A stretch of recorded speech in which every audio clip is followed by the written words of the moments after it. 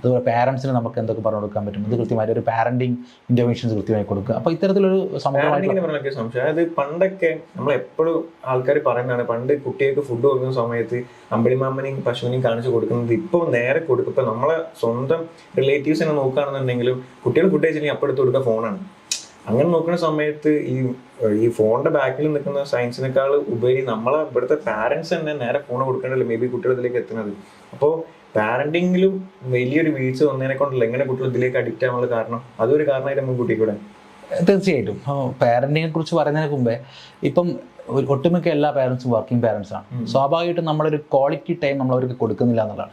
കുട്ടികൾക്ക് പാരന്റ്സ് കൊടുക്കുന്നില്ല എന്നാണ്. ക്വാളിറ്റി ടൈം കൊടുക്കുന്നില്ല എന്ന് മാത്രമല്ല, പലപ്പോഴും നമ്മൾ വളരെയധികം സോഷ്യൽ മീഡിയയിൽ അഡിക്റ്റ് ആയാണ്, ഒരുപാട് സമയം നമ്മൾ ഫോൺ ഉപയോഗിക്കുന്നത്. അപ്പം നമ്മൾ ആസ് ആൻ എന്താ പറയുക, അവർ പലപ്പോഴും നമ്മളെ ചിൽഡ്രൻ വിൽ സിംപ്ലി ഇമിറ്റേറ്റേഴ്സ് എന്ന് പറയുന്നത്. അപ്പം നമ്മൾ അവർ ഇമിറ്റേറ്റ് ചെയ്യാനുള്ള ചാൻസ് ഉണ്ട്. നമ്മൾ ഇങ്ങനെ ആയതുകൊണ്ട് കുട്ടികളും ആ രീതിയിൽ പോകാൻ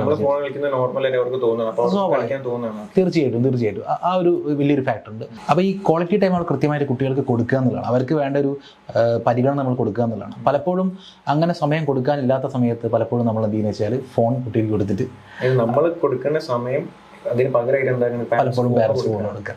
ഇപ്പം ചില കുട്ടികൾ സിറ്റിംഗ് ടോളറൻസ് വളരെ കുറവാണ്, അത് അടങ്ങിയിരിക്കാനുള്ള ബുദ്ധിമുട്ടുള്ള കുട്ടികൾ. അപ്പം അങ്ങനെയുള്ള കുട്ടികൾക്ക് അറ്റൻഷൻ സ്പാൻ കുറവായിരിക്കും, സ്വാഭാവികമായിട്ടും സിറ്റിംഗ് ടോളറൻസും കുറവായിരിക്കും.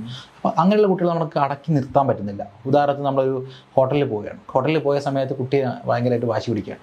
സ്വാഭാവികമായിട്ടും ഏറ്റവും അവസാനം നമ്മൾ എന്ത് ചെയ്യും, ഫോൺ എടുത്ത് കൊടുക്കും. ഫോൺ ആദ്യം മുതൽ ആ കുട്ടിക്ക് വാശി പിടിച്ച ഫോൺ കിട്ടുന്നുള്ള ഒരു മൈൻഡ് സെറ്റ് ആദ്യം കൊടുത്തേണ്ടതായിരിക്കുമല്ലേ. വളരെ ശരിയാണ്. കാരണം എന്ന് വെച്ച് കഴിഞ്ഞാൽ അവിടെ പലപ്പോഴും ഈ പാരന്റിങ്ങിൻ്റെ ഒരു പ്രധാനമായിട്ട് നമ്മൾ പറയുന്നത്, കുട്ടി വാശി പിടിക്കുന്ന സമയത്ത് എന്തും സാധിക്കാന്നുള്ള അവസ്ഥ കുട്ടിക്കുണ്ടാവുക. അപ്പോൾ വാശി പിടിച്ചു കഴിഞ്ഞാൽ അച്ഛൻ ഫോൺ തരും, അല്ലെങ്കിൽ അമ്മ ഫോൺ തരും. വാശി പിടിച്ചാലേ ഫോൺ തരുള്ളൂ. അല്ലെങ്കിൽ കുറച്ച് വാശിയുടെ കുറച്ച് അപ്പുറത്തേക്ക് ചെറിയ കുട്ടിക്കാണെങ്കിൽ ഹെഡ് ബാങ്കിങ് ഉണ്ടാവും, അല്ലെങ്കിൽ കുറച്ചുകൂടെ അത് കഴിഞ്ഞാൽ എന്ത് ചെയ്യും, വാശി പിടിച്ച് ഷൗട്ട് ചെയ്യും, അല്ലെങ്കിൽ ദേഷ്യം പിടിക്കും, അല്ലെങ്കിൽ കുറച്ച് കഴിഞ്ഞാൽ എന്ത് ചെയ്യും, നിലത്ത് കിടന്ന് ഉരുളും, ഒച്ചത്തിൽ നിലവിളിക്കും. ഇതൊക്കെ മൊത്തം ഒരു ഹോട്ടലിൽ നിന്ന് അല്ലെങ്കിൽ പുറത്തിൽ എവിടെ നിന്ന് ഒരു സോഷ്യൽ സ്പേസ് നിന്നാണെങ്കിൽ പേരൻസ് എന്ത് ചെയ്യും, പെട്ടെന്ന് സംഭവം കൊടുക്കും. പക്ഷെ അവിടെ ശരിക്കും ഒരു നെഗറ്റീവ് മെസ്സേജാണ് നമ്മൾ കൊടുക്കുന്നത്. അപ്പോൾ നമ്മൾ ഒന്നെങ്കിൽ നമ്മൾ എന്ത് ചെയ്യാന്ന് വെച്ച് കഴിഞ്ഞാൽ, കുട്ടി വാശി പിടിക്കുന്നതിന് മുമ്പേ, മൊബൈൽ ഫോണിൻ്റെ കാര്യമല്ല പറയുന്നത്, എന്ത് കാര്യത്തിലാണ് കുട്ടി വാശി പിടിക്കുന്നത് അവന് സാധിച്ചു കൊടുക്കാൻ പറ്റുന്ന കാര്യങ്ങളാണെങ്കിൽ നമ്മൾ സാധിച്ചു കൊടുക്കാം. അതല്ലെങ്കിൽ എന്ത് ചെയ്യാം, സാധിച്ചു കൊടുക്കാതിരിക്കുക എന്നുള്ളതാണ്. അപ്പം അവൻ സേഫ് ആണെന്ന് മനസ്സിലാക്കി കഴിഞ്ഞാൽ അവൻ അവിടെ കിടന്ന് കരയുകയാണെങ്കിൽ കുറച്ചു നേരം കരഞ്ഞു കഴിഞ്ഞാൽ. പക്ഷെ ഇത് നമ്മൾ ആദ്യമായിട്ട് ചെയ്യുന്ന സമയത്ത് കുട്ടി സ്വാഭാവികമായിട്ടും എന്ത് ചെയ്യും, അവൻ്റെ മാക്സിമത്തിലേക്ക് എത്തും. അപ്പം പാരൻസ് വിചാരിക്കും ഞാനത് ചെയ്യാൻ തുടങ്ങിയ ശേഷം കുട്ടി കുറച്ചുകൂടെ മോശമാവല്ലേ ചെയ്തത്. പക്ഷെ അവൻ്റെ മാക്സിമത്തിൽ എത്തിയിട്ട് എന്ത് ചെയ്യും, നമ്മളത് അറ്റൻഷൻ കൊടുക്കുന്നില്ല, നമ്മളത് ശ്രദ്ധിക്കുന്നില്ല. പക്ഷെ അവൻ സേഫ് ആണെന്ന് നമ്മൾ നോക്കണം.